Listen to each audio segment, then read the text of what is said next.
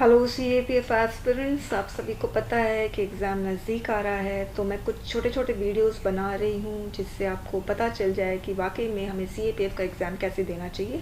तो इस वीडियो में हम बात करेंगे कि पेपर 2 के एग्ज़ाम में जो क्वेश्चंस आते हैं उस क्वेश्चंस को अटेम्प्ट करने का सीक्वेंस क्या होना चाहिए।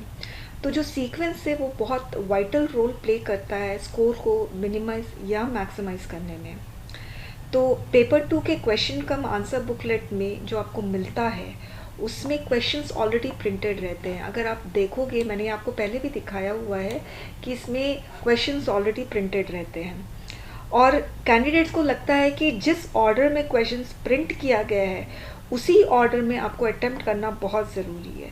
तो ऐसा कुछ भी नहीं है, आप अपना ऑर्डर चेंज कर सकते हो अटेम्प्ट करने का। ऐसा नहीं है कि जिस ऑर्डर में दिया गया, पहले ऐसे दिया है और पहले ऐसे का जो फर्स्ट क्वेश्चन है मुझे वो ही अटेम्प्ट करना है, ऐसा कुछ भी नहीं है। ओके, तो आप अपना सीक्वेंस जो है क्वेश्चन अटेम्प्ट करने का वो आराम से चेंज कर सकते हो, उसमें कोई प्रॉब्लम नहीं है।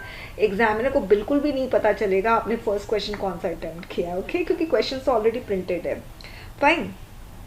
अच्छा, तो जो करेक्ट सीक्वेंस है वो मैं आपको बता दूं, और जिसने बहुत अच्छे से पेपर 2 की तैयारी की है, ग्रामर को भी निगलेक्ट नहीं किया है, मैं उन CAPF कैंडिडेट्स के लिए कह रही हूँ कि सबसे पहले आप ग्रामर अटेम्प्ट करना। ग्रामर बहुत स्कोरिंग सेक्शन होता है और लीस्ट टाइम कंज्यूमिंग सेक्शन होता है। कहने का मतलब आप 10 से 15 मिनट में 25 मार्क्स का ग्रामर ख़त्म कर दोगे और इतना कम इनपुट देकर आउटपुट मैक्सिमम है इसमें। आप आराम से उसमें 25 आउट ऑफ 25 भी स्कोर कर सकते हो, मगर एटलीस्ट 15 तो आपको स्कोर करना ही चाहिए ग्रामर में। 15 से ज़्यादा कर लो तो वेल एंड गुड, मगर 15 से कम सही नहीं है। ग्रामर में at least 15 you need to score.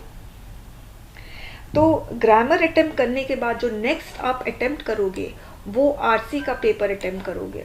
Okay, तो मैं RC आपको दिखा दूँ। पैसेज जो होता है उसमें क्वेश्चंस कैसे प्रिंटेड रहते हैं और उसमें आपको स्पेस मिला रहता है, गैप मिला रहता है क्वेश्चंस के नीचे, और आपको उसमें आंसर्स लिखने होते हैं। देखिए इस तरह से ये पैसेज है और ये रहा क्वेश्चन और यहाँ पे आपका गैप है। ओके, ऐसा नहीं है पूरा गैप फिल करना आपको ज़रूरी है, आप सिर्फ क्वेश्चन का आंसर लिखो। आपको पता ही है कि क्वेश्चंस के लिखने का जो टेक्निक है RC का वो कैसे है।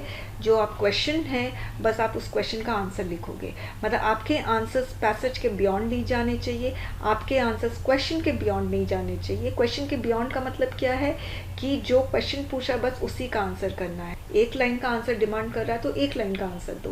क्वेश्चन अगर 4 लाइन का आंसर डिमांड कर रहा है 4 लाइन का आंसर दो। ये मत सोचो कि 4 मार्क्स का है तो मुझे लंबे लंबे आंसर्स लिखने हैं, ऐसा कुछ भी मत सोचो। जो क्वेश्चन पूछा जा रहा है बस उसी का आंसर करना है। Okay, to the point, precise and concise.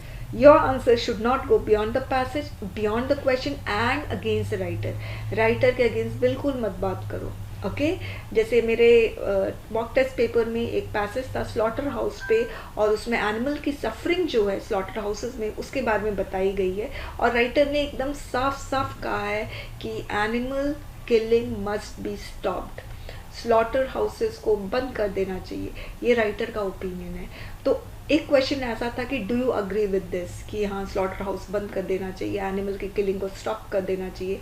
तो राइटर का जो ओपिनियन है उसके अकॉर्डिंग आप लिखो, आप राइटर के अगेंस्ट मत जाओ। आप नॉन वेजिटेरियन हो वो सही है, उसमें कोई प्रॉब्लम नहीं है, खाओ नॉन वेज, मगर अगर आपको मार्क्स चाहिए तो आप राइटर के अगेंस्ट नहीं जाओ। RC जो है वो बहुत स्कोरिंग होता है और उसमें आपको आराम से 15 आ सकते हैं। अगर आप ये जो टेक्निक है उसको आप अप्लाई करोगे 15 मिनिमम आपको आएंगे ही आएंगे। ओके, और कभी कभी क्वेश्चन ऐसे भी होते हैं जिसमें 1 लाइन आंसर होते हैं। जैसे एक क्वेश्चन था प्रीवियस ईयर का RC का बता रही हूँ, whom Gandhi ji considered as his masters, ये क्वेश्चन था। तो बस जिसको जिसको मास्टर समझते थे गांधी जी, बस उसका नाम लिख देना, तो उसमें तो 4 आउट ऑफ 4 मिल जाएगा। तो इसीलिए स्टूडेंट्स RC बहुत स्कोरिंग होता है। कुछ ऐसे आंसर्स होते हैं जो एकदम टू द पॉइंट होते हैं, बस उसको लिखो आपको एकदम फुल ऑन फुल मिलेगा। ओके, तो इसीलिए सेकंड जो होता है वो आपको RC अटेम्प्ट करना चाहिए। और शुरुआत में हम जब इतना इजी और बहुत स्कोरिंग सेक्शन जो होते हैं उसको हम अटेम्प्ट करते हैं तो हम ज़्यादा मार्क्स फेच कर सकते हैं, क्योंकि एग्ज़ाम की शुरुआत में हम बहुत उत्साह में रहते हैं और बहुत फ्रेश माइंड रहता है, तो हम बहुत अपना बेस्ट दे सकते हैं शुरुआत के टाइम में एग्ज़ाम के। ओके, नेक्स्ट है, उसके बाद आपको एस्से, रिपोर्ट या आर्गुमेंट का क्वेश्चन अटेम्प्ट करना चाहिए। रही बात प्रेसी की, तो प्रेसी हमेशा लास्ट में अटेम्प्ट करना चाहिए, क्योंकि ये लीस्ट स्कोरिंग है, सबसे कम मार्क्स वेटेज प्रेसी का ही है 15। ओके, अगर आप देखोगे एस्से 80 है, रिपोर्ट 20 है, ग्रामर 25 है, आरसी 20 है, तो प्रेसी 15 है, तो लीस्ट स्कोरिंग है और most time consuming and the most difficult one. Okay, तो प्रेसी हमेशा लास्ट में अटेम्प्ट करना। टाइम कंज्यूमिंग इसलिए है क्योंकि प्रेसी शीट में डायरेक्ट हमें प्रेसी नहीं लिखना चाहिए, सबसे पहले हमें रफ लिखना चाहिए, जो लास्ट में रफ पेज दिया है उसमें लिखकर उसको डायगनली स्ट्राइक ऑफ करके फिर हमें प्रेसी शीट में लिखना चाहिए। रीज़न ये है कि प्रेसी शीट में अगर आप गलती करोगे, बॉक्सेस में गलती करोगे तो मुश्किल हो जाएगी ना। अगर उसको फिर स्ट्राइक ऑफ करोगे बॉक्स में जो लिखा हुआ है, फिर लिखने की जगह ही नहीं होती है, बहुत मैसी हो जाएगा, इसीलिए रफ तैयार करना बहुत ज़रूरी है। मगर यस, जिसका प्रेसी बहुत अच्छा है, स्ट्रेंथ है, तो वो अटेम्प्ट कर सकता है, मगर मैं हमेशा कहती हूँ लास्ट में अटेम्प्ट करने के लिए, अगर छूट भी जाता है तो उतना रिग्रेट नहीं होता है।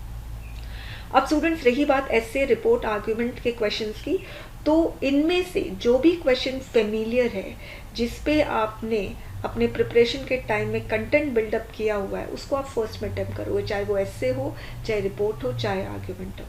फर्स्ट वही क्वेश्चन आपको अटेम्प्ट करना चाहिए जो आपको फेमिलियर लग रहा हो, आपको लगता है यार ये तो मैंने अटेम्प्ट किया था, मैंने तो पहले मॉक टेस्ट पेपर में अटेम्प्ट किया हुआ है, कुछ इस तरह से अगर आपको लग रहा है तो आप पहले उसी को अटेम्प्ट करोगे। ओके, और ऐसे क्वेश्चन जिसके बारे में आपको बिल्कुल भी जानकारी नहीं है, वो क्वेश्चन आप हमेशा एकदम लास्ट में अटेम्प्ट करोगे। इनफैक्ट प्रेसी के बाद आपको फिर इसको अटेम्प्ट करना चाहिए। सपोज आप ऐसे 2 क्वेश्चन पे आप फंस गए हो जिसके बारे में आपको बिल्कुल भी जानकारी नहीं है, से एक आर्गुमेंट का क्वेश्चन पे फंस गए, से एक एस्से के क्वेश्चन पे फंस गए हो, तो उसको क्या करो कि आप उसको लास्ट में अटेम्प्ट करोगे। जैसे मैंने अभी कहा कि प्रेसी लास्ट में अटेम्प्ट करनी चाहिए, तो प्रेसी फिर अटेम्प्ट कर लो। उसके बाद ये 2 क्वेश्चन, जितना भी टाइम बचता है वो टाइम इन दोनों क्वेश्चन को दो जिनके बारे में आपको बिल्कुल जानकारी नहीं है। एकदम लास्ट में अटेम्प्ट करना, तो एकदम फ्री माइंड होकर अटेम्प्ट करोगे। हो सकता है कि आप ऐसी चीज़ों को रिकॉल कर लो जो आपको पहले याद नहीं आ रही हो उस क्वेश्चन से रिलेटेड। ओके, तो एकदम अनफेमिलियर क्वेश्चन लास्ट में अटेम्प्ट होना चाहिए और प्रेसी इसके पहले अटेम्प्ट कर लो। मगर ऐसा हो कि आपको पूरा कि 4 का 4 ऐसे क्वेश्चंस बहुत अच्छे से आता है, 2 का 2 रिपोर्ट क्वेश्चन बहुत अच्छे से आता है, 2 का 2 आर्ग्यूमेंट क्वेश्चन बहुत अच्छे से आता है, तो ऐसे केस में प्रेसी लास्ट में अटेम्प्ट करना है। ओके, मगर कुछ क्वेश्चन है जिनके बारे में आपको आइडिया नहीं है, उसको फिर लास्ट में एकदम अटेम्प्ट करोगे और प्रेसी इसके पहले अटेम्प्ट करोगे। क्लियर हो गई बात। अब ग्रामर का मैं बता दूं, ग्रामर के क्वेश्चंस कैसे होते हैं, और अगर इसकी पीडीएफ फाइल आपको चाहिए तो मेरे Telegram group competitive English by Rashmi, उसमें जाना, फाइल में आपको मिल जाएगी इसकी पीडीएफ फाइल। ओके, अब देखिए ग्रामर के क्वेश्चन में rewrite the sentences as directed, ये इंस्ट्रक्शन बहुत ज़रूरी है। Rewrite the sentence as directed, देखो रीराइट करना है स्टूडेंट्स, तो आप इसमें रीराइट करोगे।